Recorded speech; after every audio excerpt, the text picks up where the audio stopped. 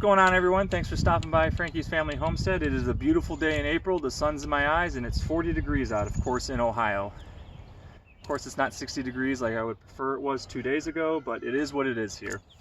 But all of our fruits and all of our berries are starting to pop up and starting to grow, so we want to start taking care of and managing our section that we have over here. Now, this is, of course, our strawberry patch. So what has this got to do with the raspberry bushes?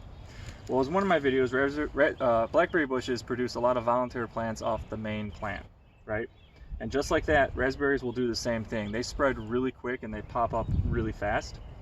Our strawberries that we had were in a different section last year that were kind of tied together with all of our raspberries.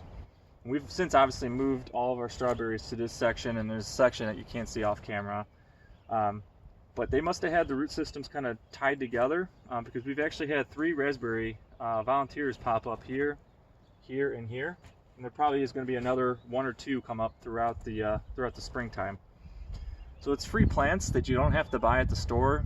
And I made the mistake originally when I went and purchased a bunch of raspberry bushes, and I just quickly saw how fast they grow and how quickly they spread out.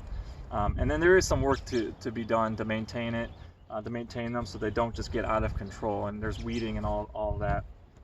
But if you are looking to purchase a few, just get a couple and let them do their thing. They're going to spread really well, and you'll be able to pull up the smaller ones and repot them and then let them grow a little bigger, and then transplant them to whatever section you want, or you can give them away or whatever it might be. So for the ones that are here, you're going to want to dig around.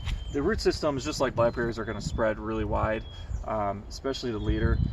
So you're going to want to make sure that you get, you dig out quite a bit. Now I want to make sure I don't damage too many of my strawberries, but you want to dig around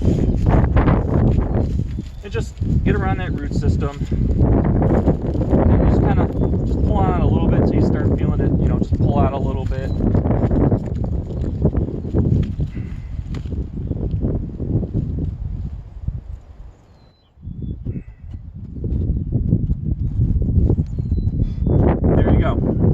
Decent sized root system on a very small plant, and we'll get these potted into a smaller quart container, get some good dirt, good water, and just let them continue to just really grow and get stronger. And then when they're ready, we'll move them into our actual raspberry section that we have of our garden.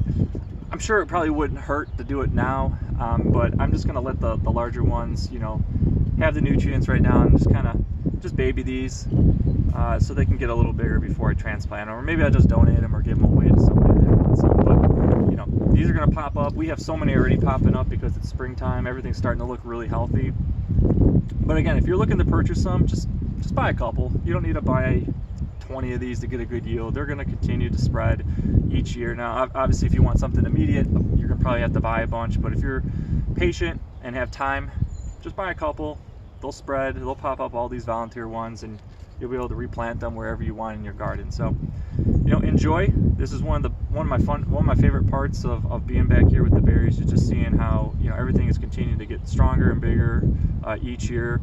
And it's really awesome. It's a lot of fun with our kids to have come in and just completely ransack the berry section of our garden. We never even get berries at our house.